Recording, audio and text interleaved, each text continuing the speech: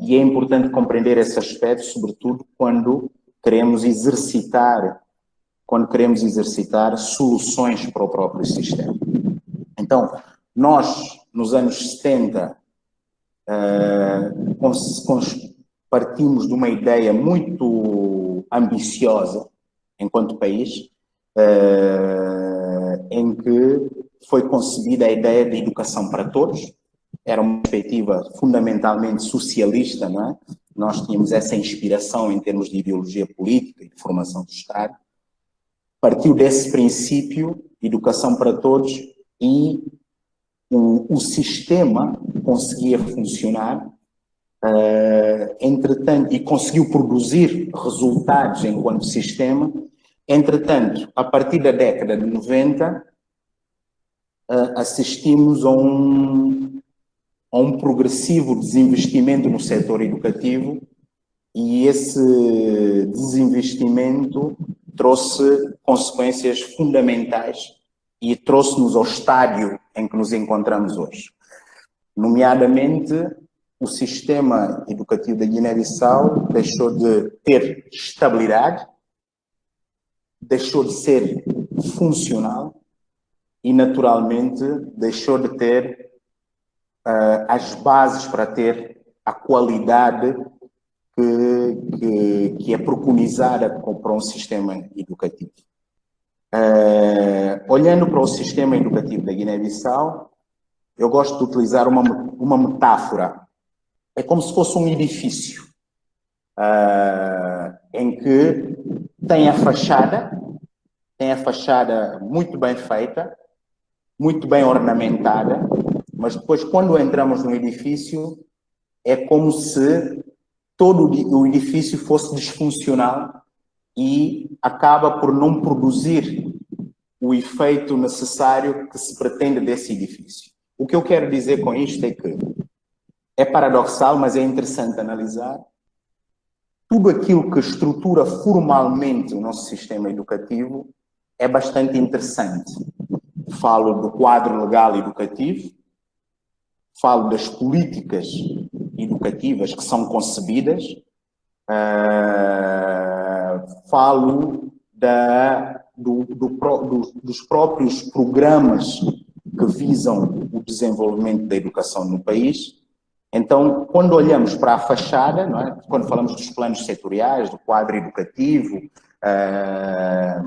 e de toda a estrutura formal do sistema educativo, nós olhamos para uma realidade que preconiza o desenvolvimento, ou seja, percebe-se que temos gente que percebe que a educação é importante, que conseguiu estabelecer uma visão para o desenvolvimento da educação. O problema é que isto fica, sobretudo, no campo formal. Quando passamos da dimensão formal para a dimensão prática, ou seja, para a implementação daquilo que é a visão da educação, começamos a observar vários problemas. E é por isso que eu disse há pouco que a história do nosso sistema é uma história de degeneração. Pegando no início dos anos 90 para cá, o que nós assistimos é que, progressivamente, o Estado da Guiné-Bissau e os seus sucessivos governos foram delegando a responsabilidade do desenvolvimento do sistema educativo a ONGs, agências de cooperação e outras estruturas não governamentais que visam o desenvolvimento. E isto fez com que o Estado não só deixasse de investir em termos financeiros no sistema, mas também que deixasse de investir politicamente no sistema. Então, o edifício do nosso sistema educativo é como se fosse um corpo oco. Tem a fachada muito bem ornamentada, mas depois por dentro, quando vamos ver a sua dimensão prática, vemos que é um corpo que precisa de muito trabalho. E eu consigo fundamentar isto, porque isto também foi o diagnóstico que eu fiz no período anterior à minha entrada no governo, como Ministro da Educação, eu percebi que o sistema tinha vários problemas, nomeadamente essa falta de desinvestimento criou uma realidade no sistema educativo de profunda instabilidade, segundo, consequentemente, de profunda politização. E estas duas dimensões criaram instabilidade no sistema todo. Então, o que é que aconteceu?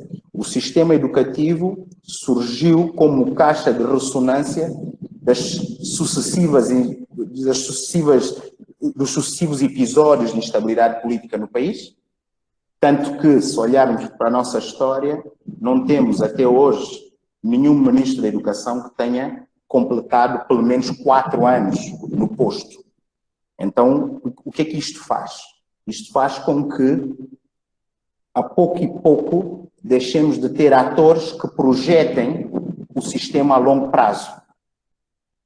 E a fasquia, em termos de avaliação daquilo que é o trabalho de um gestor do sistema, foi gradualmente baixando. Ou seja, os critérios de avaliação, os critérios de qualificação do trabalho do gestor do sistema foi baixando progressivamente. Não é? Depois temos o elemento politização. O que é que acontece? Como os atores políticos permanecem pouco tempo no sistema, o sistema foi se transformando também numa arena privilegiada de confronto político. E é fácil perceber porquê. Porque a educação oferece um serviço público para mais de 1/3 da população e tem impacto em todo o país, porque todas as famílias estão, de alguma forma, relacionadas com a educação. Então, esta realidade criou um cenário de grande instabilidade no sistema. E, havendo instabilidade, deixou-se de ter aquela capacidade de projetar e, ao mesmo tempo, deixou-se de ter aquela capacidade de transformar o setor educativo enquanto setor que pudesse absorver qualquer investimento e pudesse traduzir aquele investimento em resultados. Este é o primeiro ponto do diagnóstico. Outro ponto do diagnóstico é que toda esta realidade contribuiu para a disfuncionalidade do sistema. Porque é importante que nós observemos os próprios conceitos. Quando falamos de sistema, nós estamos a falar de qualquer coisa que articula várias componentes e a articulação dessas componentes e o funcionamento articulado dessas componentes produzem um certo resultado. E prevê-se que esse resultado seja continuado e seja durável no tempo. Então, quando falamos do sistema, pensamos em qualquer coisa estrutural e qualquer coisa estruturante de uma determinada dimensão da vida social. Não é? E quando falamos de educação, nós estamos a falar daquela perspectiva sobre a educação enquanto instrumento político do Estado para a produção de modelos de cidadão. Se olharmos para estas realidades, nós percebemos que na Guiné-Bissau não temos propriamente um sistema e não conseguimos ter também aquela dimensão educativa.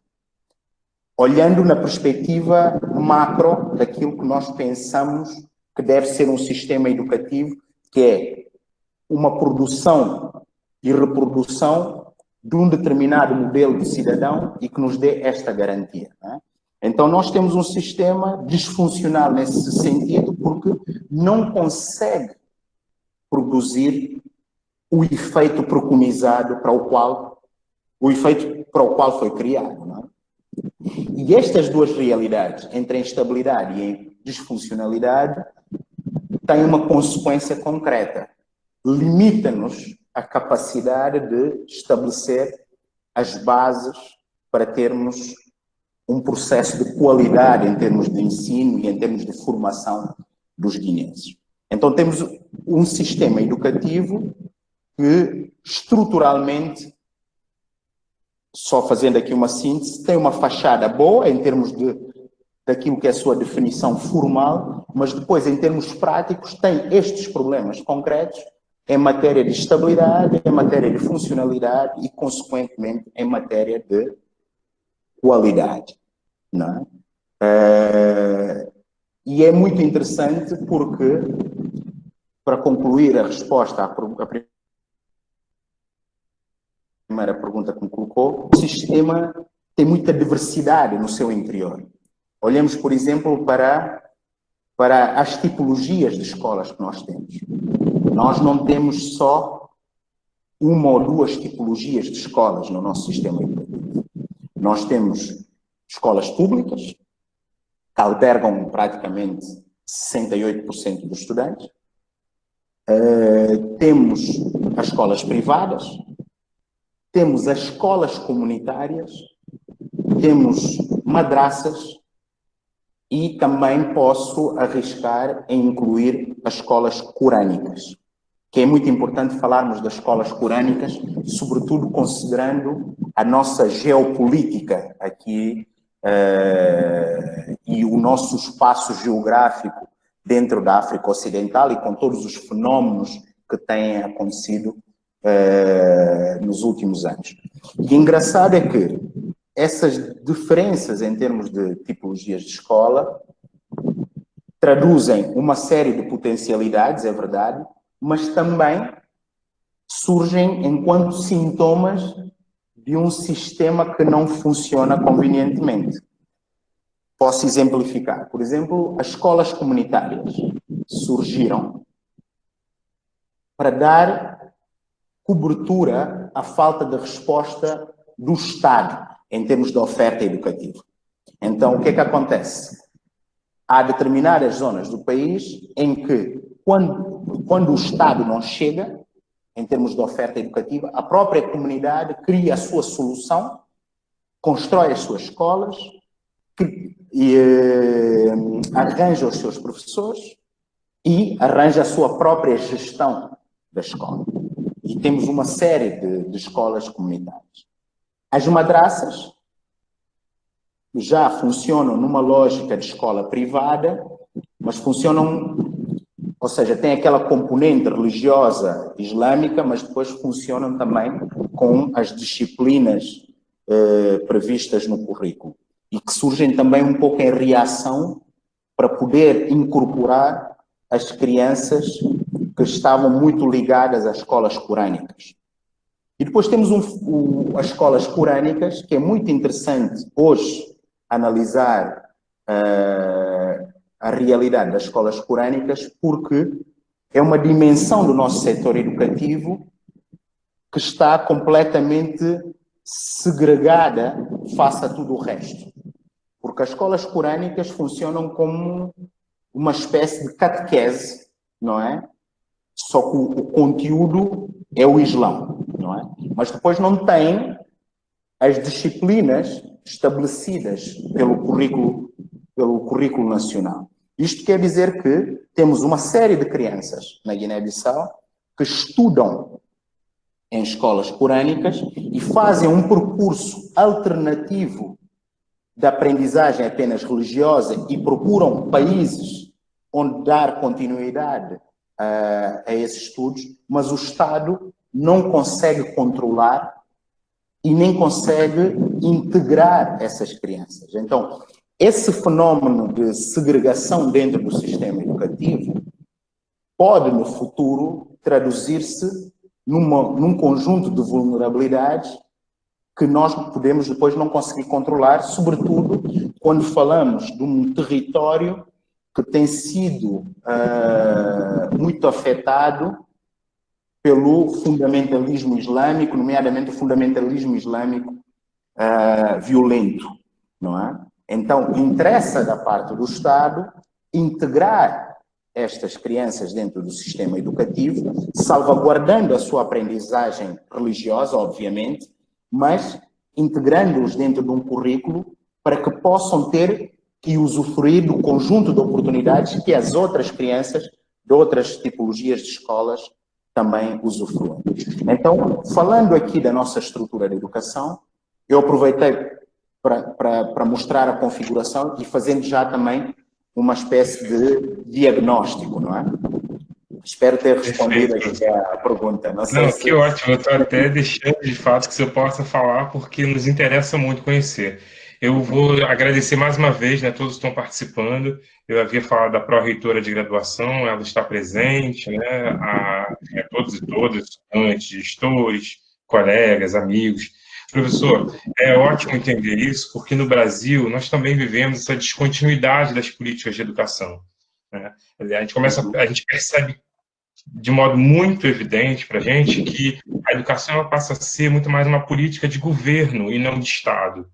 Com isso, a descontinuidade ela é progressiva a cada governo. Cada um que chega pensa a educação de uma forma diferente. Eu Exatamente. assisti a uma das suas entrevistas que falava, uma das suas palestras que falava sobre a política de avaliação nacional em Guiné-Bissau.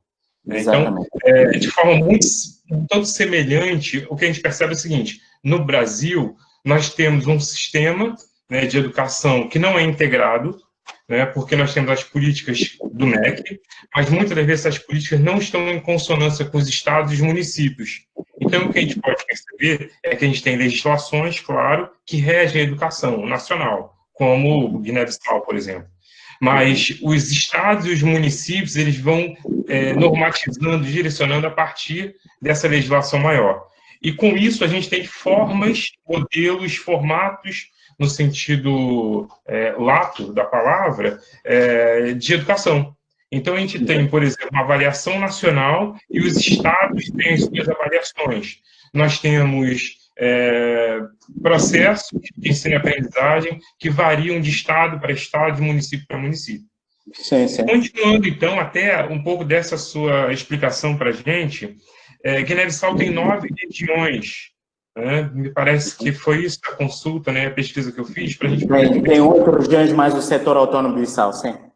Ah, sim. E essa multiplicidade toda de formatos de rede privada, rede pública, rede comunitária, as madraças, a corânicas, que é nova para mim. Eu queria que você pudesse falar, então, até mudando um pouquinho o nosso script, como fica essa questão da obrigatoriedade do sistema escolar? Quer dizer, eu vou dar um pouco do exemplo de Moçambique para eu chegar, de repente, a uma melhor compreensão. Nós temos o ensino básico que vai até o 7º ciclo em Moçambique, né? Como fica em Guiné-Bissau? Essa obrigatoriedade vai até que ciclo, né? E o que faz parte da política de Estado garantir e o que deixa de ser do Estado? Sim. O que você pode nos explicar ainda, tentando aprofundar um pouco mais essa educação básica no país? Sim, esta pergunta, na verdade, é uma pergunta muito interessante, porque não só porque nos interpela, mas porque remete-nos para aquilo que deve ser a responsabilidade do próprio Estado em matéria de garantia de educação, do serviço de educação. O interessante aqui na Guiné é conseguirmos perceber porque é que estas tipologias surgem. É que há duas realidades. Se essas tipologias surgissem em virtude de criar uma maior diversidade da oferta educativa, isso seria uma coisa. Mas no nosso caso, a diversidade em termos de oferta, que se traduz na diversidade das tipologias de escola, surge eminentemente em virtude de uma tentativa de dar resposta à ausência do poder público ou da responsabilidade pública sobre a estruturação do setor educativo. Então, o que é que acontece? Gradualmente, temos a necessidade de controlar e monitorizar o modo de funcionamento destas diferentes ofertas que existem, de modo a poder integrá-las naquilo que é a dimensão formal do próprio setor educativo estabelecida no currículo nacional, não é?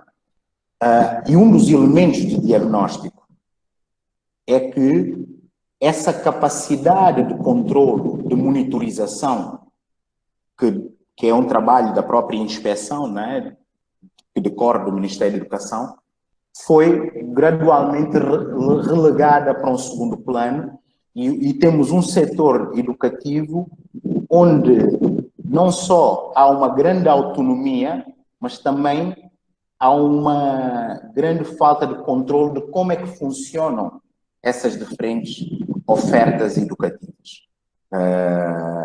E eu estou a dizer estas coisas todas porque mais à frente sei que o professor vai me colocar a questão do que é que nós fizemos em relação a isto. Porque o que eu estou a dar aqui é basicamente o diagnóstico e as dificuldades e os desafios que o nosso sistema tem enquanto sistema, não é? E tudo aquilo que eu estou a dizer neste momento vai ter eco naquilo que eu vou dizer a seguir sobre as medidas prioritárias que foram tomadas no sentido de restabelecer ou recuperar o sistema educativo, não é?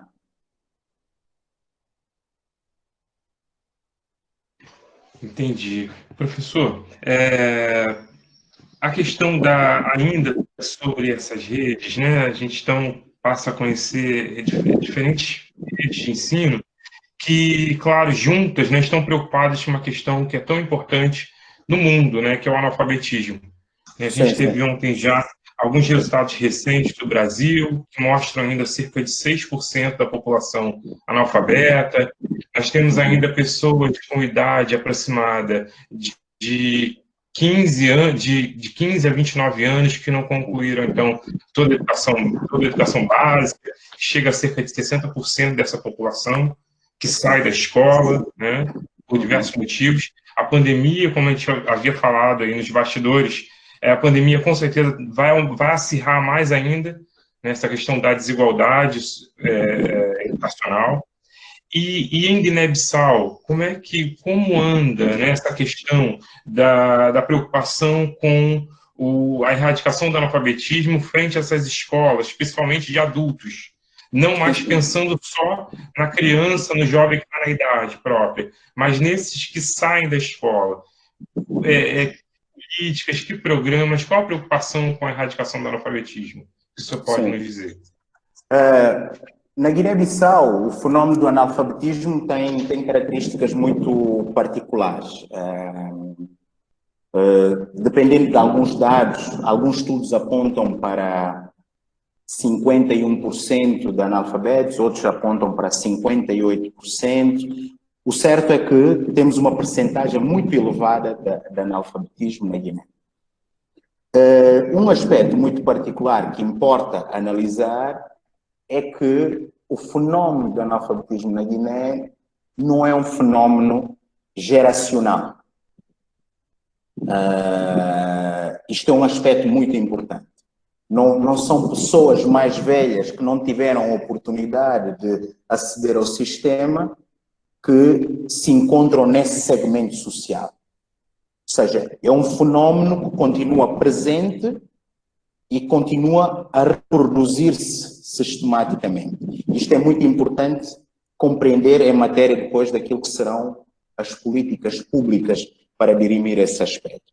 Há um outro fenómeno que se conjuga com o analfabetismo, que é da baixa literacia. Não é? Então temos aqui indicadores importantes. Na Guiné-Bissau, se considerarmos o grupo etário um grande grupo etário entre os 6 anos e os 24 anos, temos, de certeza, pelo menos 23% desse grupo que nunca irá à escola. Neste exato momento, segundo os dados disponíveis. E temos, em termos de baixa literacia, uma informação muito importante que nós sabemos que a população ativa da Guiné-Bissau, ou seja, a força de trabalho da Guiné-Bissau, tem em média menos do que o 4º ano de escolaridade. Então nós estamos a falar de um fenómeno de analfabetismo que não está segmentado e nem está cristalizado num determinado segmento social, mas pelo contrário, continua presente e continua a reproduzir-se sistematicamente. E temos, paralelamente a isso, um fenómeno da baixa literacia, não é? O que permite-nos olhar para a questão do analfabetismo e da baixa literacia enquanto alvo prioritário no que diz respeito aos esforços de desenvolvimento do país. Porque o que é que acontece? Temos uma população muito jovem, ou seja, temos esta vantagem social que é muito importante, temos muita força de trabalho, temos muitos jovens, mais de 70% da população tem menos do que 50 anos, porém, essa população jovem, esta força de trabalho, tem um nível escolar muito baixo ou então não tem de todo. Isto coloca a necessidade da formação de adultos num outro patamar. Ou seja, contrariamente àquilo que acontece em outros países, em que a alfabetização é um segmento muito pequeno dentro daquilo que é o pensamento sobre o sistema educativo, na Guiné-Bissau, a realidade mostra-nos que a alfabetização e o desenvolvimento da formação de adultos tem que estar integrado nos eixos prioritários do sistema, tendo em conta que o Ministério da Educação é responsável pelo desenvolvimento do capital humano do país. Então, neste quadro, o que nós tínhamos feito, eu parti desse princípio no momento que eu era, no período em que eu era ministro, e desenvolvi e coloquei no programa de governo que nós iríamos desenvolver um plano nacional de alfabetização de adultos e iríamos... Boa tarde. Boa tarde. Iríamos investir no desenvolvimento de um plano nacional de alfabetização de adultos e ao mesmo tempo iríamos criar soluções ao nível da formação técnico-profissional para, de certa forma, criar outra estrutura de oportunidades em termos de formação ao grupo de jovens que não concluiu os seus ciclos de aprendizagem, não é? Então, isto estava preconizado em termos concretos. Estava a ser trabalhado justamente com a cooperação portuguesa, uma assessoria especializada que iria trabalhar com a equipa do Ministério no sentido de configuração desse programa nacional e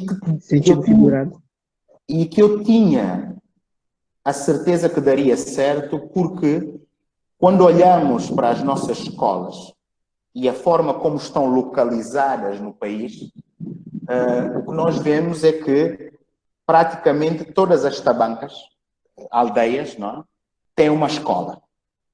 Então, se esse programa fosse implementado em todas as escolas, num determinado horário, pessoas mais velhas que não tinham tido acesso ao sistema educativo poderiam ter acesso, nomeadamente num período pós-laboral, a essa oferta. Essa era a minha ideia de criar um plano massivo de alcance nacional. Era como se o sistema educativo tivesse uma extensão que iria desde o pré-escolar até a alfabetização de adultos, sobretudo no período pós-laboral. Então, essa era a ideia, e já estava a ser configurada. Infelizmente, não consegui colocar em prática, porque, na verdade, só fui ministro da Educação 7 meses, não é? Mas o plano está lá. O plano está lá, está no programa do governo. Esta necessidade foi identificada os trabalhos realizados nesse sentido fazem parte do acervo do Ministério da Educação, e o atual elenco, se tomar a decisão de seguir a lógica de continuidade, poderá fazê-lo. Mas eu, enquanto investigador de educação e enquanto também alguém que teve responsabilidades políticas, eu configurava e perspectivava esta questão da formação de adultos nessa perspectiva de uma coisa muito ampla que tinha que ser integrado como nós integramos os vários subsetores. Da mesma maneira que eu penso o ensino básico, ou o ensino pré-escolar, ou o ensino secundário, ou o ensino superior, eu teria que integrar também essa componente na própria dinâmica de funcionalidade do sistema. Ou seja, a oferta da alfabetização, eu não queria que fosse uma oferta alternativa. Eu queria que fosse uma oferta alternativa, evidentemente, mas profundamente presente naquilo que são todos os passos de prática pedagógica, nomeadamente as escolas. Não sei se respondi a então. Interessantíssimo. Essa é a ideia do Sistema Nacional de Educação, né? Quando a gente Exatamente. permite que haja integração entre os diversos Exatamente. sistemas, né?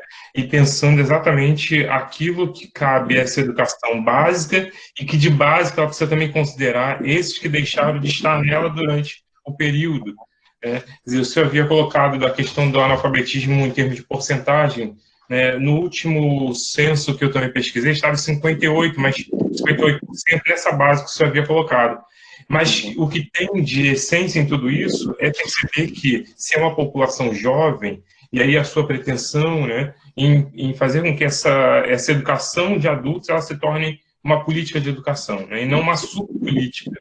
Exatamente. Eu me refiro a uma subpolítica porque no Brasil a gente ainda tem a educação de adultos como uma subpolítica. É como se ela não fizesse parte desse contexto de uma educação priorizada pelos governos.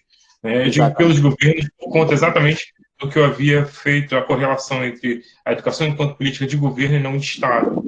Se ela fosse uma política de Estado, de fato, ela seria obrigatória de ser cumprida. Professor Natalinho, fala um pouco então sobre seu momento durante o Ministério. Sim, eu havia colocado o seguinte, que o tempo em si, ele não é mais importante do que o feito, do que as possibilidades e as condições, né, de trabalho, de efetividade do trabalho, enfim, no Ministério. Então, 2019 e 2020, o senhor esteve à frente de uma pasta muito importante, né, que é o Ministério da Educação. Fala um pouquinho para a gente sobre os desafios. Foi engraçado. Foi um desafio muito, muito importante no meu percurso, não é? Porque eu tive a oportunidade de colocar ao nível do país, ao nível superior, aquilo que era a minha visão sobre a educação, não é? Então, nesse sentido, foi uma oportunidade enorme e permitiu-me também perceber melhor, Boa tarde. por dentro, os constrangimentos, dentro do próprio sistema. Eu tive uma vantagem. Quando eu entrei no Ministério, eu já tinha feito um percurso, inclusivamente de investigação, em vários outros momentos, que me permitiram conhecer a realidade educativa. Então, a minha perspectiva e consequentemente, a perspectiva do governo, porque o governo, o primeiro-ministro e o meu partido, o desafio que me colocaram foi que eu tinha que criar as bases para o desenvolvimento do capital humano e fazer com que esse capital humano pudesse integrar os esforços de desenvolvimento preconizados no programa maior, o Terra Arranca, que é o programa foi o programa do nosso governo e que ainda é um programa bastante presente na realidade política da Guiné-Bissau. Então, eu entrei com esta responsabilidade. Então, há duas maneiras de entrar no Ministério. Tendo em conta aquilo que é o histórico dos vários ministros que passaram e do próprio contexto do país, de muita instabilidade e de falta ou seja, a maior parte dos ministros não consegue fechar um mandato, eu percebi que havia uma dinâmica social que tinha expectativas muito imediatistas em relação àquilo que é o trabalho do Ministro da Educação, mas, ao mesmo tempo, os critérios da avaliação do sucesso do Ministro eram muito baixos. É muito paradoxal. Ao mesmo tempo que havia uma grande expectativa em relação ao Ministério da Educação, porque a Guiné-Bissau é um país muito interessante, no sentido em que toda a população valoriza a escola. Ou seja, a disfuncionalidade do sistema não decorre da falta de investimento do cidadão comum. O cidadão comum tem altas expectativas e exerce uma demanda muito forte sobre o sistema educativo. Porém, como não tem havido oportunidade para os vários ministros de implementar uma visão a longo prazo, os critérios de avaliação do desempenho dos ministros baixou em termos de importância. Então, o que é que acontece? Os ministros, tendencialmente, são muito avaliados em função de conseguirem controlar greves e conseguirem, pelo menos, manter as escolas abertas. Então, o ministro que consiga isto dá aquela ilusão de que o sistema está a funcionar e logo é avaliado senso-comunalmente de forma muito positiva. Eu sabia dessa realidade, mas eu sabia que o país não precisava de ter baixas expectativas em termos daquilo que é o desempenho e daquilo que é a responsabilidade de um ator muito importante que é o Ministro da Educação. Então, comecei, independentemente do histórico dos outros ministros, comecei de facto a preconizar um desenvolvimento a médio e a longo prazo. Assumi para mim que tinha que ter essa ousadia, porque era importante, de facto, introduzir novas variáveis naquilo que é o funcionamento do sistema educativo. Então, a minha ideia levou-me a constatar que eu tinha dois desafios fundamentais. Não só tinha que reabilitar aquilo que é a máquina político-administrativa que é o Ministério, não é?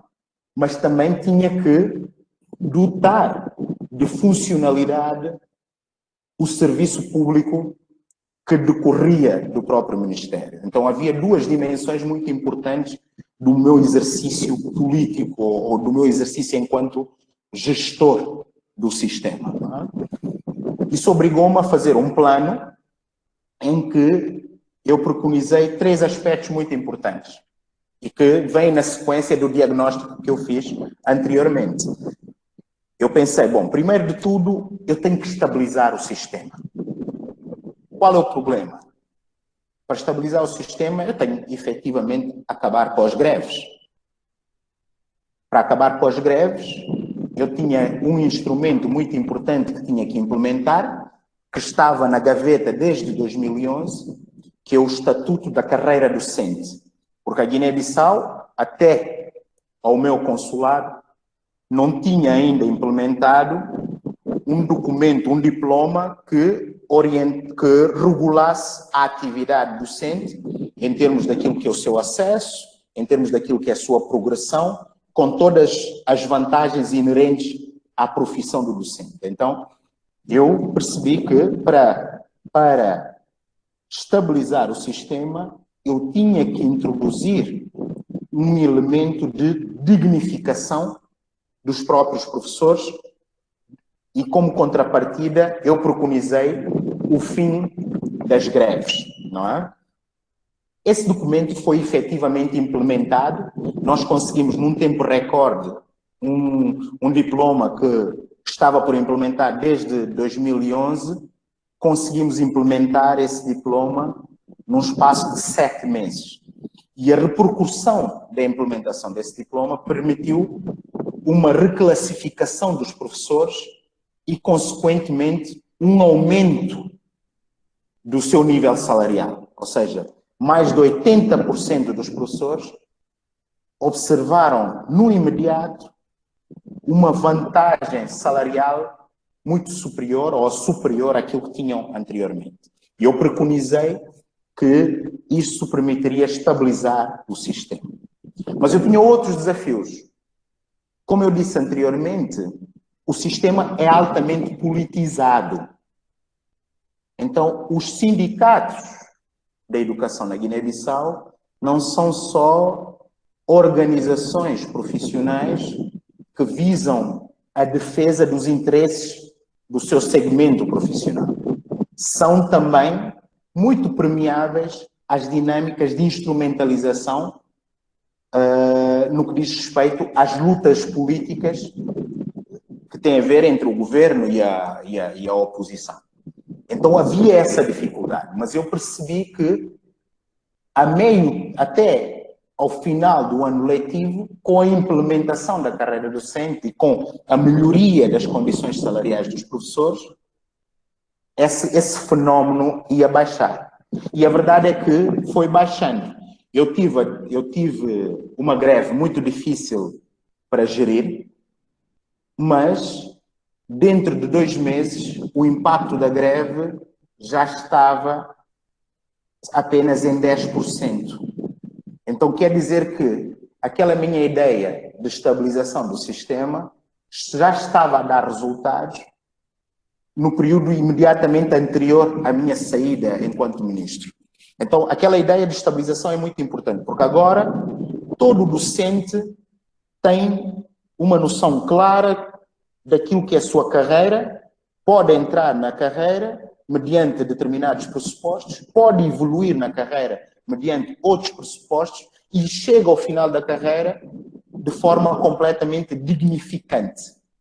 Então, essa foi a primeira ideia que eu tive e felizmente conseguimos implementar em termos de estabilização do sistema. Depois, a outra perspectiva era de dotar o sistema educativo de uma certa funcionalidade. E aí eu fui à raiz e comecei a pensar. Estas coisas que eu estou a dizer estavam todas no programa do governo. Eu estou a traduzir isto numa conversa, mas isto estava tudo planificado.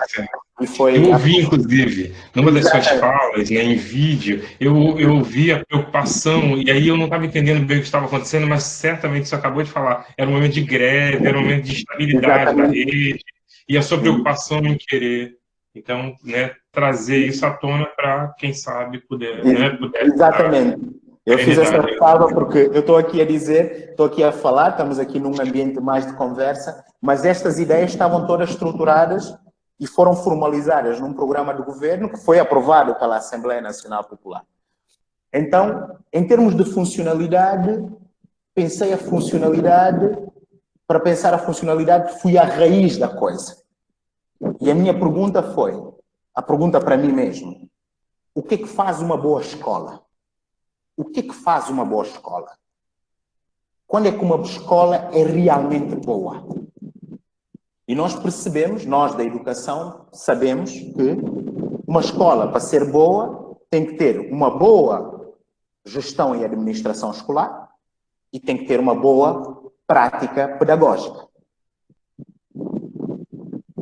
Partindo desse princípio, eu pus uma questão, e agora como é que eu faço isso num universo de praticamente 10 mil pessoas, não é? Como é que eu consigo traduzir esta ideia e colocar isto a funcionar considerando 10 mil pessoas, que é o nosso corpo docente, que é muito pequeno porque nós somos poucos, mas na nossa realidade é muita gente. Na nossa realidade, proporcionalmente, é muita gente. E passou-me pela cabeça que a única forma de fazer isso era garantir uma comunicação muito fluida entre a dimensão macro do sistema, ou seja, o Ministério, a dimensão meso, ou seja, as direções regionais, e as dimensões micro, que são as escolas e as comunidades. Eu tinha que garantir aquela comunicação. E para garantir essa comunicação, eu tinha que ter recursos humanos com capacidade de absorver aquilo que são as orientações que vinham do macro e também com capacidade de poder transmitir as informações para o macro, para que o macro pudesse reavaliar a sua atuação. Então, era importante ter recursos humanos com essa capacidade de absorção e também recursos humanos com o compromisso face àquilo que é a educação, aos valores da educação, nomeadamente aquilo que tem a ver com o ensino público ou aquilo que é a oferta e o trabalho que o Estado tem que fazer relativamente à educação. Para fazer isto tudo, eu chego à conclusão que eu tenho que despolitizar a seleção dos recursos humanos. Então, peguei a lei da administração pública da Guiné-Bissau e percebi que há cargos de confiança política, não é? Nomeadamente o ministro, o gabinete do ministro, o secretário de Estado e os diretores gerais. E o secretário-geral e tudo mais. Esses eram cargos que eu não podia levar a concurso. Tinha que escolher mediante aquilo que era a minha confiança e a minha convicção nas qualidades e competências desses atores. Mas, dos diretores de serviço para baixo, eu poderia realmente selecionar mediante um concurso público.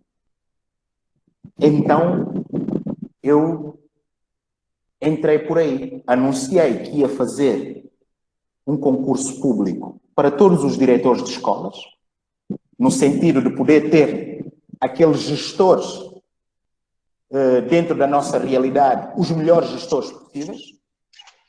Decidi também que iria fazer concurso público ou recrutamento mediante qualificações dos próprios professores. Então nós fomos o grupo, o elenco do Ministério que fez pela primeira vez uma seleção dos professores mediante as suas qualificações. E isso permitiu não só escolher os melhores, mas também reduzir aquela percentagem dos professores que tinham baixas qualificações, não é? E permitiu também identificar o que é que tínhamos que fazer, não é? Os concursos públicos dos diretores, tanto de escolas de formação, como dos diretores regionais, como dos diretores de escolas, permitia que o ministro tivesse um conjunto de interlocutores ao nível da gestão que iria garantir justamente aquele fluxo de informações do topo para a base e da base para o topo.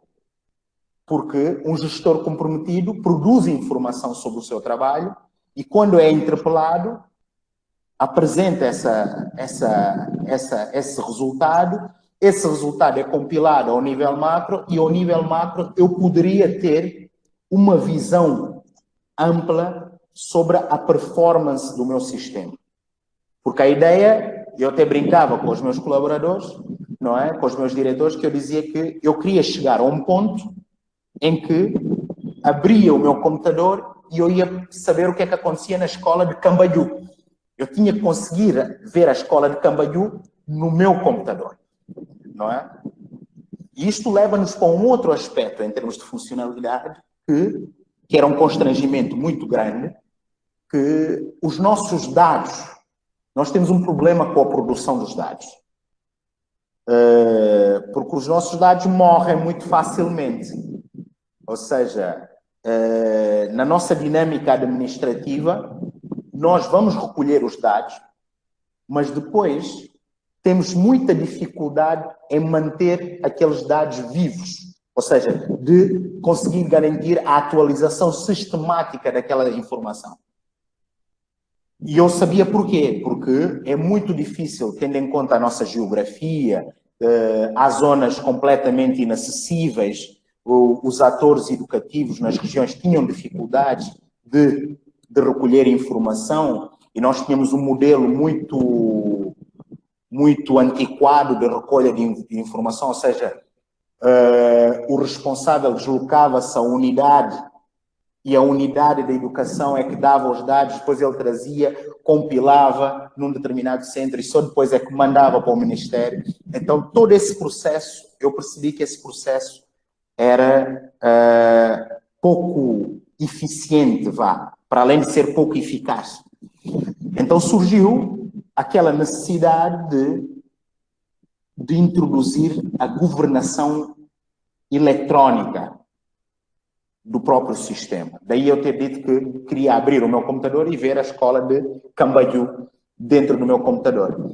E esse processo estava muito avançado, porque no período anterior à minha entrada, a União Europeia tinha feito um piloto, a União Europeia com uma ONG que trabalha muito na educação aqui na Guiné, que é a Fundação Fé e Cooperação, tinham implementado um projeto piloto sobre a recolha e a sistematização de dados socioeducativos. E eu queria, e estávamos nesse processo, de mostrar à União Europeia que nós tínhamos capacidade de implementar isso em todo o sistema. Então, havia esta necessidade de reforçar o capital humano, não é? Reforçar os recursos humanos que eu tinha e, ao mesmo tempo, garantir uma maior eficiência nos serviços administrativos do Ministério. Isto tudo para levar para que ponto? Muitas vezes, em países como o nosso, nós, quando assumimos uma pasta como a educação, como a saúde, que é muito exigente em termos de despesa pública, a tendência é pensarmos logo que precisamos de muito dinheiro. Que a primeira coisa que nós precisamos é dinheiro. Isto, por exemplo, na minha opinião, é um erro estratégico. O que nós precisamos antes de tudo, é ter boas ideias.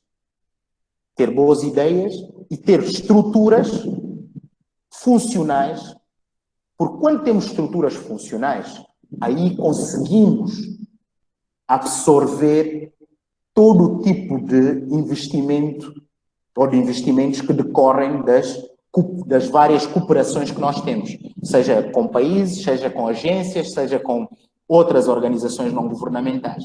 Então, a minha ideia, é por isso que eu disse que a minha perspectiva era médio e longo prazo.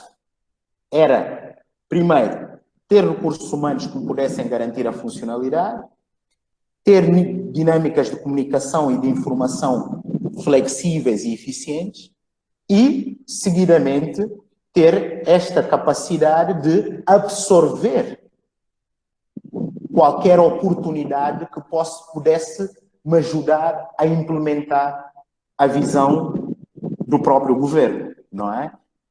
Então havia essa necessidade é por isso que eu disse anteriormente que tínhamos que reestruturar o próprio Ministério em termos daquilo que é a sua máquina político-administrativa e também melhorar o serviço prestado. Isto tudo para levar para que ponto? Para estabelecer as bases de qualidade do sistema. Eu não tinha ilusões. Eu sabia que eu não conseguiria, no meu mandato, se eu fizesse os 4 anos, eu não conseguiria atingir ao ponto de ter já a qualidade plenamente avaliada, aferida, consolidada. Mas eu sabia que em 4 anos poderia, pelo menos, estabelecer as bases para chegarmos a essa qualidade. Porque a qualidade já é uma coisa mais complicada, tem a ver com o impacto.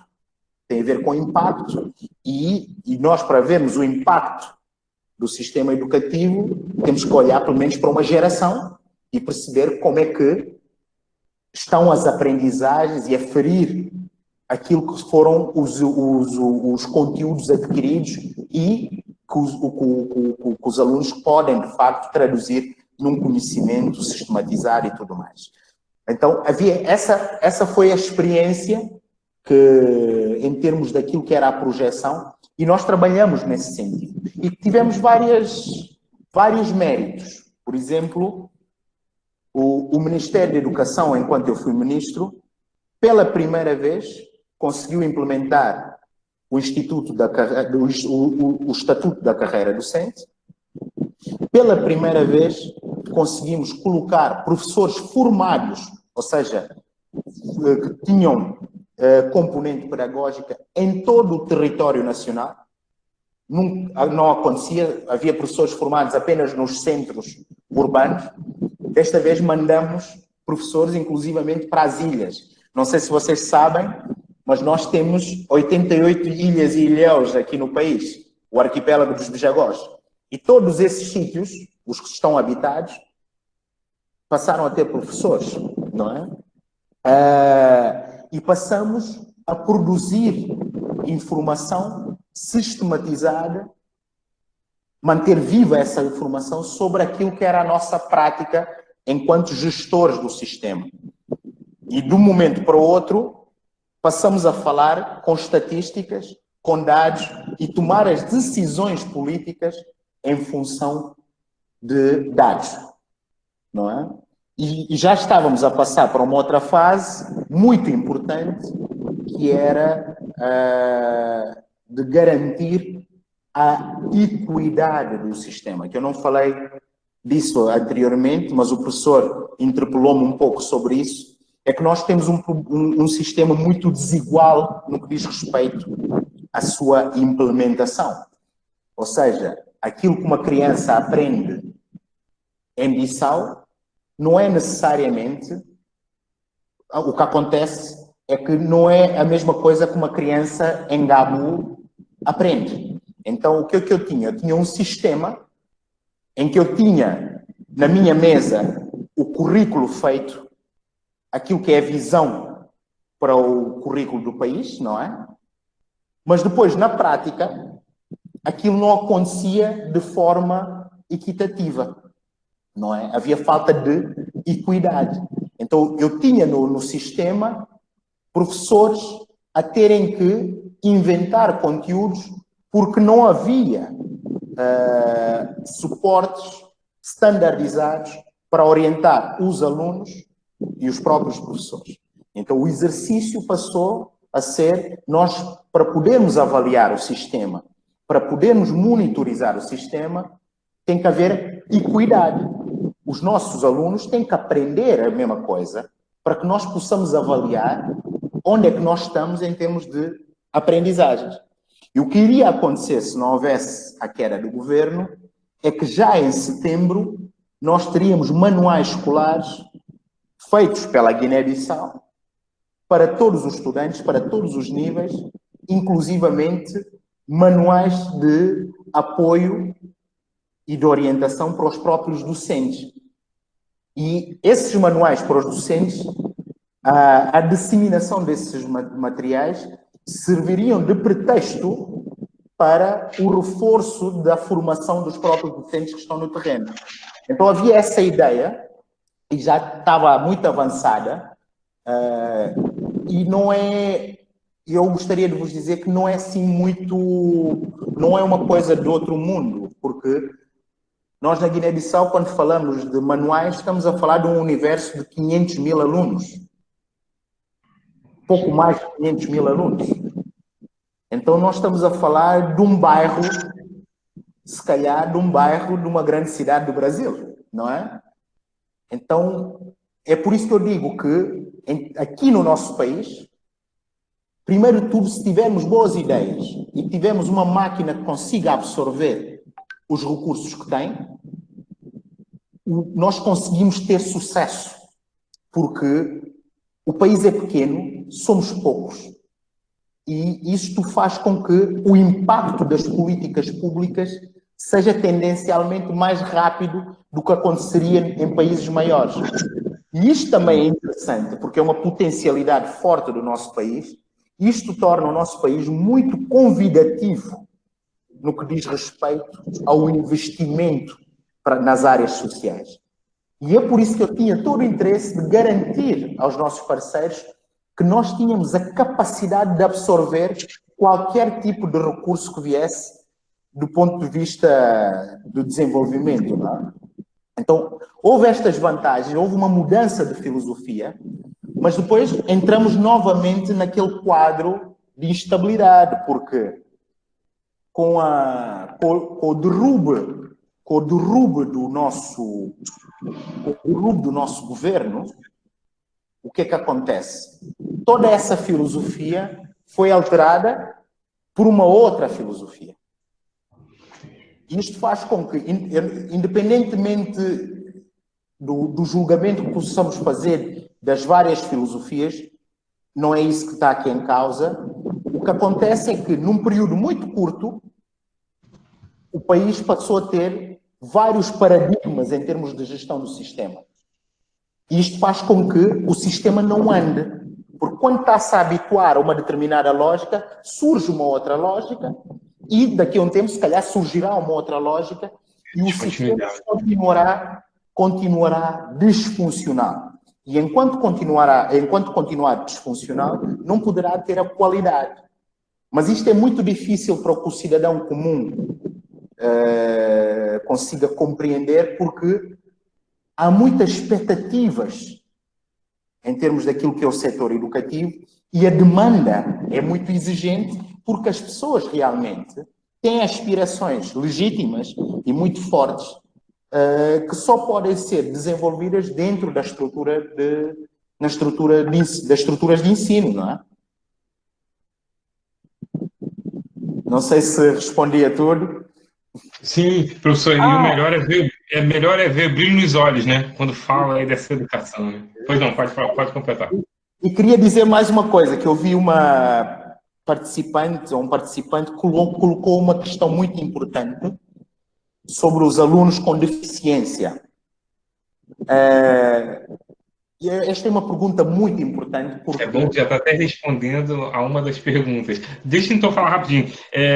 Eu sei que há muitas perguntas, eu sei que eu estou recebendo muitas perguntas. Assim, a gente vai ter que diminuir um pouco, porque tem uma outra questão, que é a questão cultural, que eu quero perguntar, e aí a gente entra no bloco das perguntas. Mas vai lá, professor, ótimo que o senhor já pegou uma questão aí, que é sobre educação especial. Então, obrigado. Eu gostaria de dar resposta a esta questão em específico agora, porque tem a ver com um dos méritos e uma das coisas que nós conseguimos alcançar e que a mim me dá muito, e que a mim me orgulha, a minha equipa, muito nos orgulha, que foi a criação da Direção-Geral de Educação Inclusiva.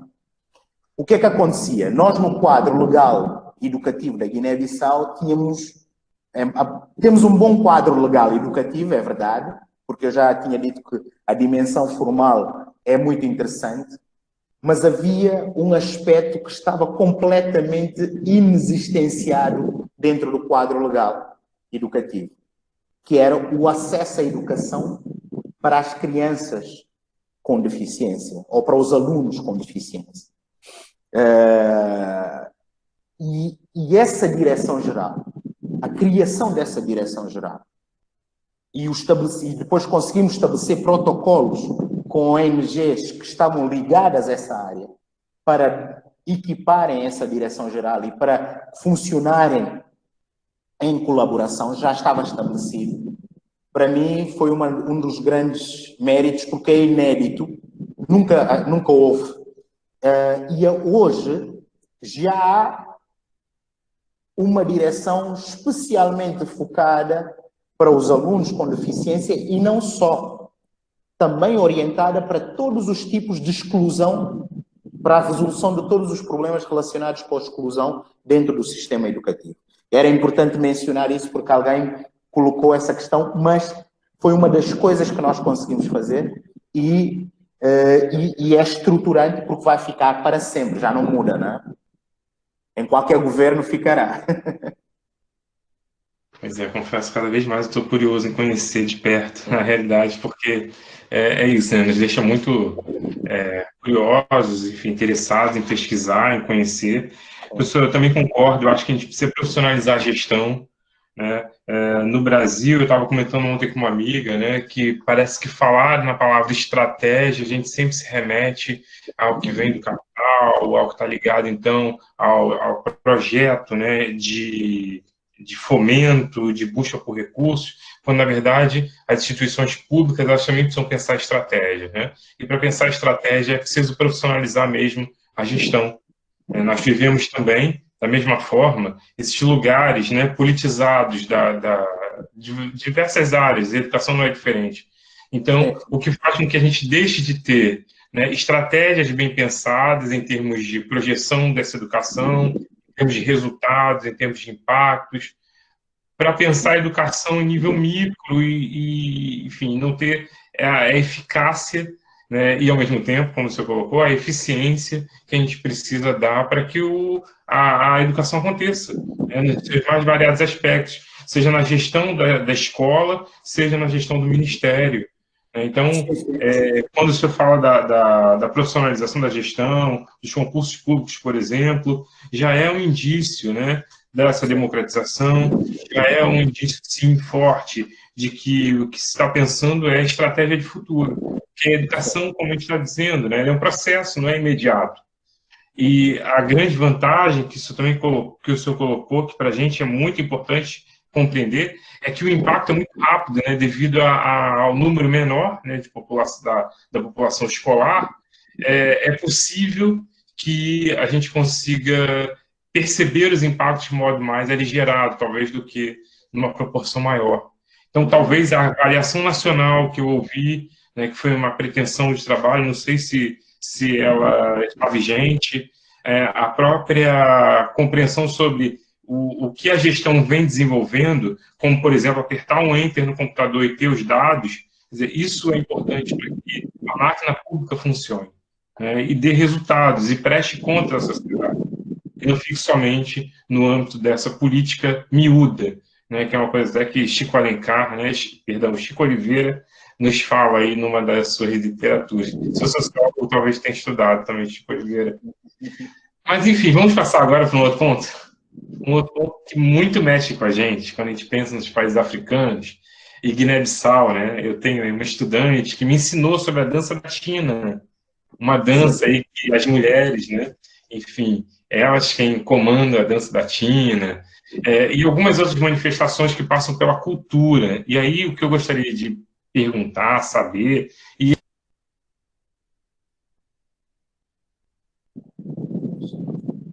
Professor, não estou a ouvi-lo. Está sem som.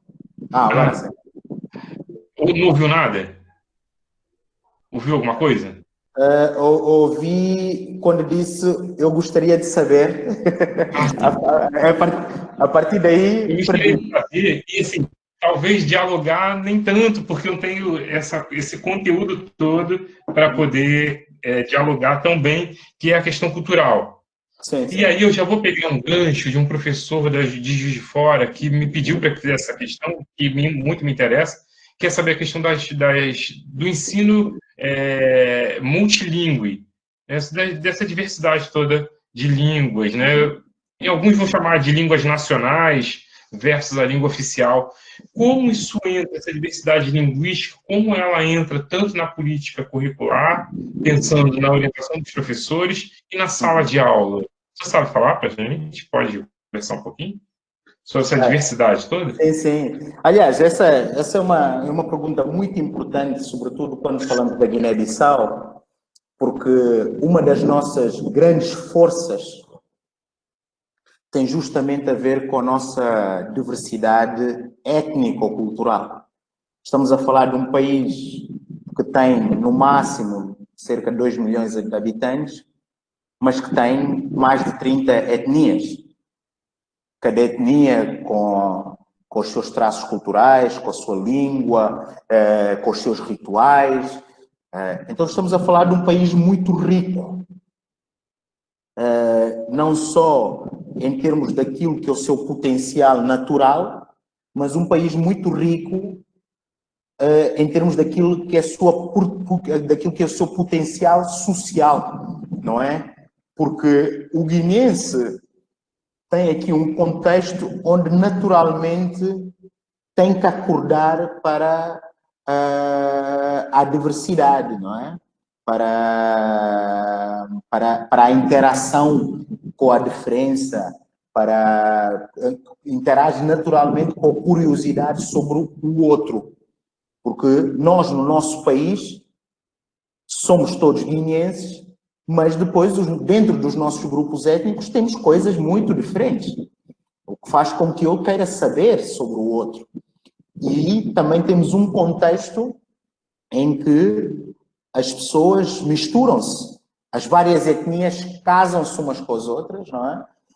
Isto permite uma mistura muito interessante, porque daí resultam crianças e novos cidadãos que têm múltiplas pertenças, não é? Então estamos a falar de um país que tem um potencial gigantesco em termos daquilo que é a sua dimensão étnico-cultural, não é? E que tem que ser valorizada, não é? Essa potencialidade. E a educação tem que fazer um papel muito importante. Tem que desempenhar aqui um papel muito importante porque, como eu disse anteriormente, a educação é, na verdade, um instrumento político do Estado para construir modelos de cidadão. E o modelo de cidadão, o paradigma do modelo de cidadão na Guiné-Bissau, pego desde a ideia da luta de libertação até hoje, o aspecto mais vincado é um cidadão que compreenda a importância da unidade, a importância da identidade, a importância da cultura, não é? Esses aspectos estão interligados com aquilo que eram as expectativas da Revolução. Tanto que falava-se muitas vezes que Cabral preconizava mais uma revolução cultural do que propriamente uma revolução armada, não é?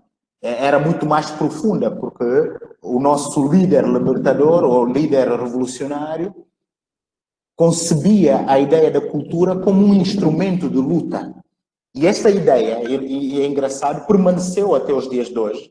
E hoje, se for veiculada através da educação, poderá surgir enquanto elemento da autoestima e da autoconhecimento que também integra o desenvolvimento humano que o setor educativo tem que garantir ou tem que providenciar, não é? Nesse aspecto, considerando esse aspecto, dentro do nosso programa de governo, claro que o professor Luís já deve ter visto, tínhamos preconizado a criação do Instituto de Línguas na Guiné-Bissau. E esse Instituto de Línguas seria criado pela Cultura, pela Secretaria de Estado da Cultura, mas com uma profunda colaboração com o Ministério da Educação, porque o Ministério da Educação iria integrar os conteúdos dentro do currículo, que é no sentido de alimentar aquela ideia de unidade nacional, do sentido de pertença a uma nação, mas também reconhecendo aquilo que são as riquezas mais subjetivas que existem dentro do país, não é? E isto estava projetado justamente para maximizarmos esse potencial. Um país que fala mais do que 20, 30 variantes de língua, não é? Incluindo o português, o crioulo, não pode pensar que o debate linguístico é só entre o português e o crioulo. O potencial é muito maior, não é? E hoje o mundo permite-nos explorar as nossas potencialidades e, aliás, vê-se nos outros países da África como é que isto está a ser apropriado. O crioulo em Cabo Verde, o Lingala, o Swahili, o Fula, o próprio Mandinga. Há uma série de línguas africanas que estão a ter o estatuto de conteúdo académico. E isto é muito importante porque eleva aquilo que é o nosso potencial étnico-linguístico. E isto estava preconizado também, até porque neste momento temos um debate muito forte a nível do país sobre a questão étnica. Não é? A questão étnica voltou a surgir, surgiram aqui uma série de clivagens novamente, mas felizmente nós também temos uma capacidade de resolver estas questões. O cidadão comum consegue resolver essas questões, porque o cidadão comum não é propriamente tribalista, consegue sair dessa instrumentalização muitas vezes, que muitas vezes atua sobretudo no campo político. Então havia esta perspectiva, não é? Tanto que quando eu fui interpelado sobre a aprendizagem do português, eu defendi que nós não temos que anular o crioulo para aprender o português e não temos que anular o português para valorizar e desenvolver o crioulo. Nós temos a vantagem de não fazer subtrações, mas sim fazer adições, porque o nosso potencial é imenso, não é? Então a minha ideia era que, ao mesmo tempo que o crioulo seria desenvolvido, nós também iríamos investir muito no português, porque o português é património nosso também, à semelhança das outras línguas. Agora, o que nós tínhamos que encontrar era a estratégia para garantir justamente a efetividade da aprendizagem do português. Tínhamos que compreender como é que o nosso contexto funciona, não é? Tínhamos que compreender a nossa realidade para perceber como é que efetivamente poderíamos ser mais eficazes no ensino do português. E aí nós elencamos, na sequência também daquilo que já tinha sido definido anteriormente, que era o ensino do português como língua segunda, ou seja, com os mecanismos, os instrumentos e as lógicas paradigmáticas desse modelo de ensino, não é? Tendo em conta a nossa realidade. Mas a perspectiva do governo, o governo que eu pertenci, era de valorizar e incrementar todas as línguas que fazem parte do nosso património cultural, não é? Incluindo o português, o crioulo e as diversas línguas étnicas.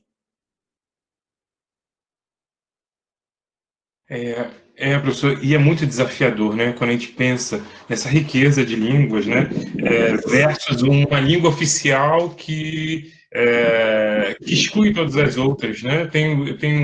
Eu não discuto isso a fundo, mas eu vejo que esse é um dos grandes desafios ainda que precisam ser rompidos, né, que precisam ser tratados, que é a questão da língua oficial, que é o português, que, é claro, né, por toda a questão histórica da própria colonização, ela descaracteriza todas as outras, né? E o quanto isso precisa ser tratado, né? De alguma maneira, essas outras línguas, alguns tratam de línguas nacionais, elas precisam entrar nessa discussão.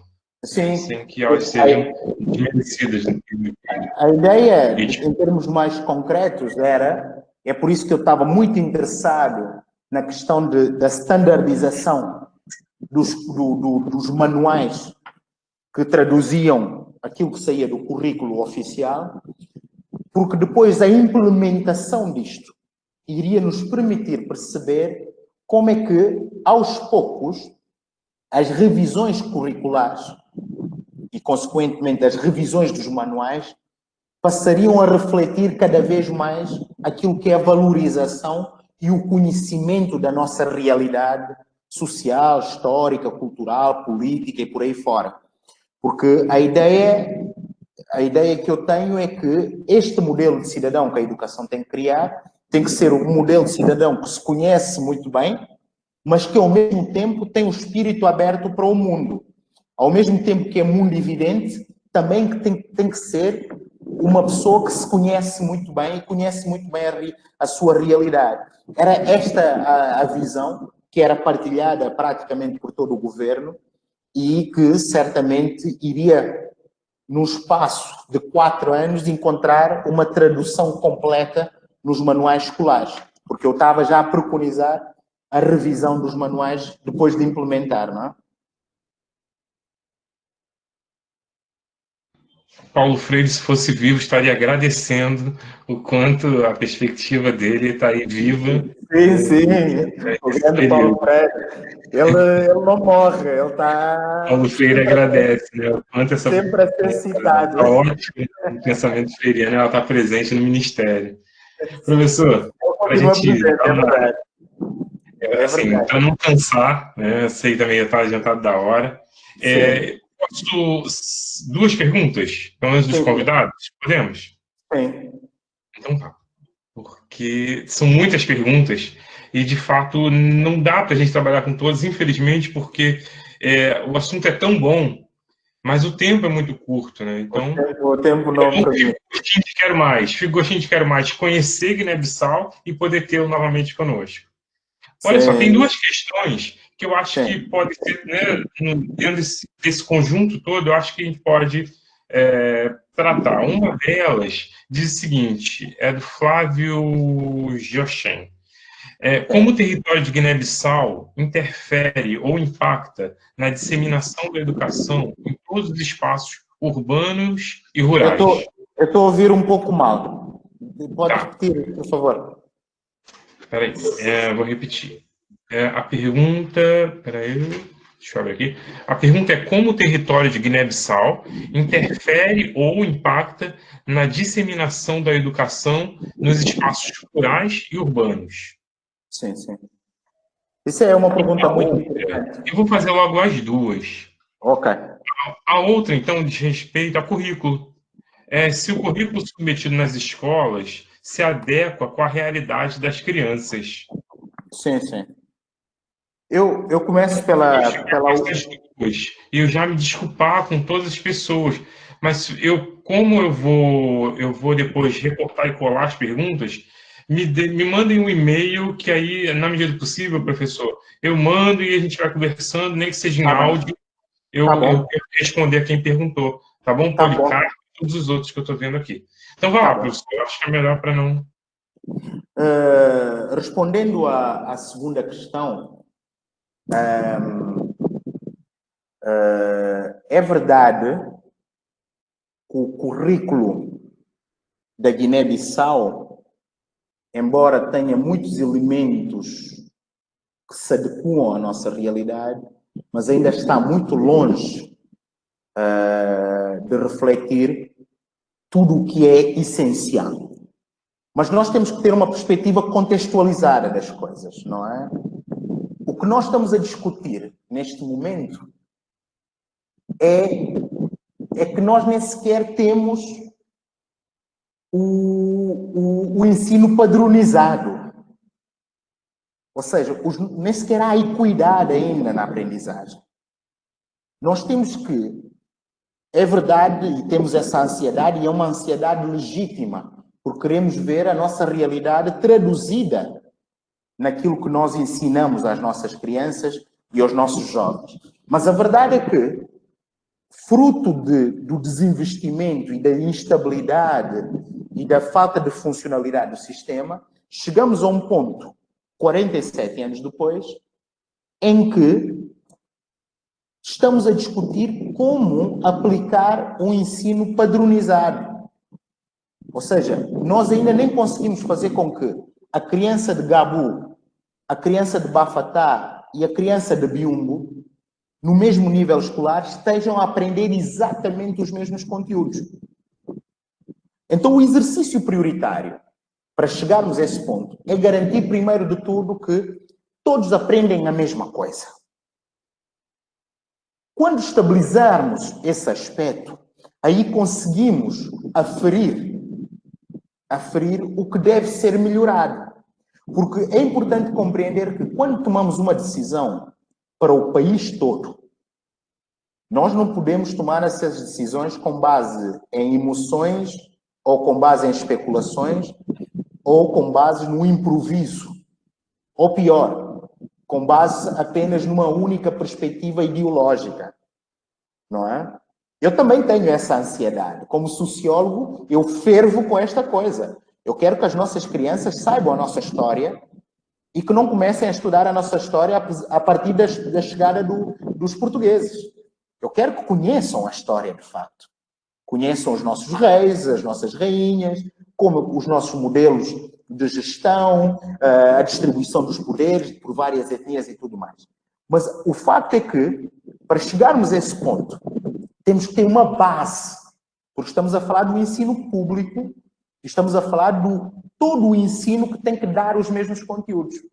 Então temos que padronizar e garantir que todo o sistema funciona nesta base de equidade e depois, à medida que vai funcionando, nós vamos aferindo, vamos avaliando e, mediante essa avaliação, vai-se fazendo as reformas curriculares. É claro que exige um exercício de paciência, mas se quisermos ter impacto estruturante, durável, teríamos que seguir esse caminho, porque o sistema educativo é claramente um setor, a educação é claramente um setor de atividade que exige uma perspectiva a longo prazo e exige uma continuidade em termos daquilo que é a execução das decisões. E isto é que temos que estabilizar primeiro para depois conseguirmos, independentemente dos ministros que estão no cargo, que haja coisas que vão tendo continuidade.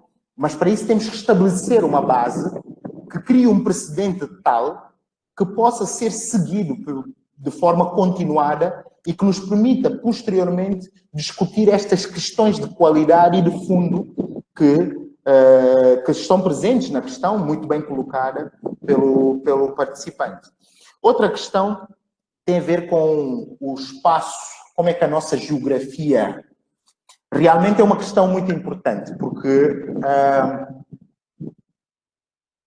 em determinados períodos há zonas completamente intransitáveis na Guiné-Bissau. E isto faz com que, ou seja, há zonas de difícil acesso, as estradas não são boas, há muitas zonas remotas, e isto tem implicações muito sérias, nomeadamente no que diz respeito à continuidade dos estudos dos alunos. Vou dar um exemplo. Eu trabalhei durante 3 anos na Guiné-Bissau no terreno, ou seja, eu vivia na Tabanca, eu vivia a trabalhar nas tabancas. Trabalhei no leste, trabalhei no norte. 3 anos em contacto com escolas no interior do país, a conhecer e a trabalhar com os atores educativos dentro do país. E aconteceu uma coisa muito interessante. Quando eu fui a Cobiana, que é uma zona remota no norte do país, é muito difícil chegar lá, porque entramos num mato cerrado. É como se entrássemos na Amazónia para chegar a um sítio de carro. Nem sequer há caminhos definidos, não é? Eu cheguei lá e vi que a escola que eu ia visitar, e eu ia trabalhar com o diretor dessa escola, só tinha do primeiro ano de escolaridade até ao 3º ano de escolaridade. Ou seja, a oferta daquela tabanca não fechava o ciclo, o primeiro ciclo. Depois de trabalharmos, de fazermos as nossas coisas, eu perguntei ao diretor, então, quando o aluno conclui o 3º ano, como é que vocês fazem? E ele disse-me, a probabilidade deles ficarem cá apenas com o 3º ano é muito grande, porque a escola que tem o 4º ano está a 30 e 40 quilómetros de distância, no meio de uma floresta tropical densa, não é? Então, isto tem implicações sérias, porque o que acontece é que, se aquela criança não migrar para um centro urbano, não consegue concluir o seu ciclo de estudos. E isso tem implicações sérias ao nível do sistema educativo. E, aliás, para complementar, eu posso dar aqui algumas informações estatísticas. Por exemplo, em termos de probabilidade das crianças acederem aos vários ciclos, nós vemos que existe menos de 70% de possibilidades de uma criança concluir, aceder ou concluir o 4º ano de escolaridade. Menos de 70%. Entre 70% e 64%, não é? E vemos também que há 51% de probabilidades de uma pessoa, de um jovem, de uma criança que entrou no sistema, de concluir o 9º ano de escolaridade. Ou seja, nem todos os que entram no sistema conseguem concluir. E isto é devido à falta de oferta nos seus locais de residência. Porque se não têm oferta e se não têm condições de migrar para outros territórios, ficam por ali mesmo. E é por isso que o sistema não consegue produzir resultados. Eu no início disse que a população ativa da Guiné-Bissau, a força de trabalho da Guiné-Bissau, tem em média menos do que o 4º ano de escolaridade. E tem muito a ver com esta questão da falta de acesso e da falta de oferta nos locais de residência, porque há muitos locais intransponíveis, intransitáveis. Esta é a realidade que tem que ser superada, não só pelo Ministério da Educação, mas também o país tem que ser infraestruturado e tem que ser dotado de outro tipo de equipamentos e de estruturas, não é? Estradas, pontes.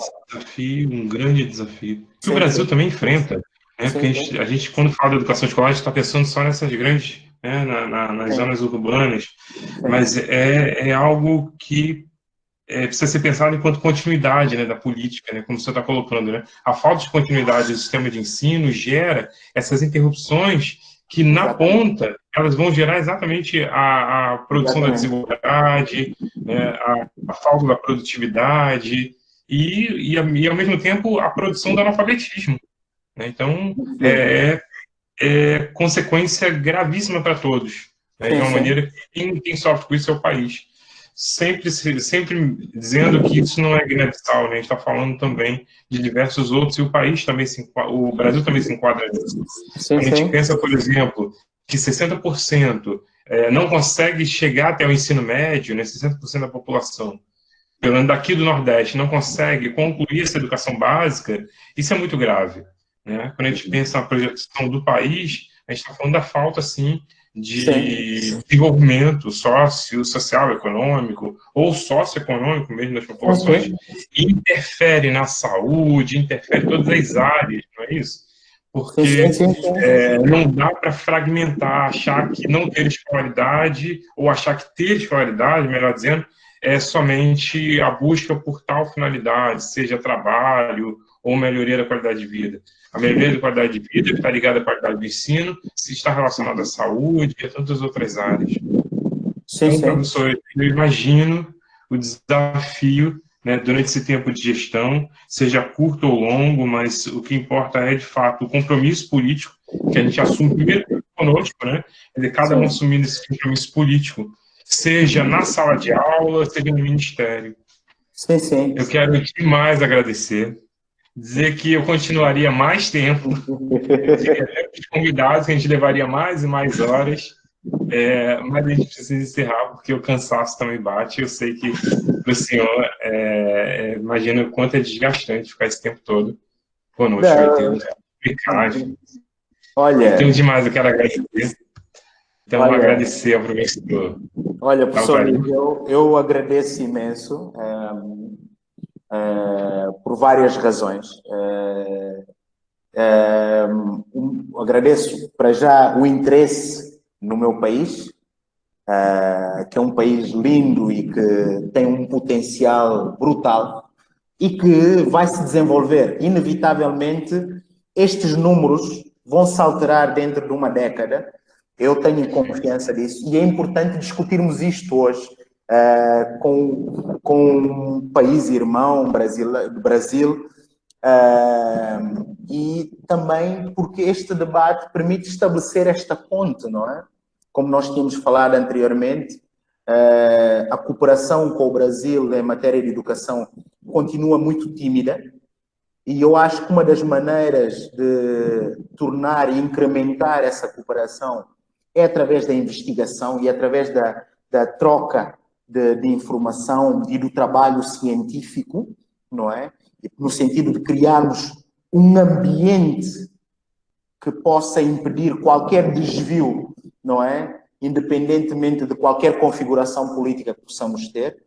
E também deu-me um imenso gozo perceber que há muita gente interessada na realidade da Guiné-Bissau, e foi muito interessante perceber o nível de preocupação e o nível de curiosidade que existe. E o debate também correu muito bem, achei as perguntas muito pertinentes e que me obrigaram a revelar aquilo que é a minha perspectiva sobre a realidade, não é? Eu acho que foi uma boa oportunidade, espero que num futuro próximo possamos debater também, partindo de outros ângulos, mas eu gostei bastante e agradeço ao professor Luís e a todos os participantes, vejo muitas caras conhecidas, é um prazer estar aqui convosco. Olha, eu quero reiterar, inclusive, o convite, né, para conhecer o Brasil. Eu ao Brasil, país Unilab certamente está de braços abertos. Seria é muito bom poder discutir educação com quem é da área da educação. Eu acho que aqui nós temos talvez essa grande lacuna ainda. Estamos vivendo um momento em que nós estamos falando de educação com o militar. Então, a gente quer falar de educação com quem trabalha com educação, com quem entende de educação. Então, para a gente é muito importante. Né? Não é à toa que os convidados aqui são estudantes guinenses, moçambicanos, brasileiros, amigos, gestores que estão aqui até agora para poder ouvir falar sobre educação mesmo. Então, exatamente. Muito obrigado mesmo. Dizer também que essa live aí, professor, depois também disponibilizo para ti, né, para poder... Tá bom, vamos falando. Eu queria aproveitar também para mandar um abraço muito especial aos estudantes guineenses que estão no Brasil, desejar muito boa sorte e que estudem muito, que tentem ser os melhores, porque aqui vão encontrar uma realidade onde poderão implementar muito conhecimento e é importante que venham preparados para os desafios, não é? E para que possam participar nesta revolução científica que vai acontecer no país muito em breve. Eu acredito, não tenho dúvida nenhuma. Muito legal, professor. Muito obrigado. Muito obrigado mesmo. Agradecer a professora Artemisa, né, que eu havia dito. E já que no início eu acabei gravando alguns minutos depois do início, eu já quero então repetir aqui o meu agradecimento a ela, a Prograde. Muito bem. Professor, um forte abraço. Olha, um grande abraço. Para conhecer o Brasil. Um abraço a todos. Foi um prazer estar convosco. Um grande abraço. Estamos juntos. Muito obrigado, professor. Obrigado. Vou interromper então a nossa gravação. Um grande abraço. Tudo de bom. Aquele abraço.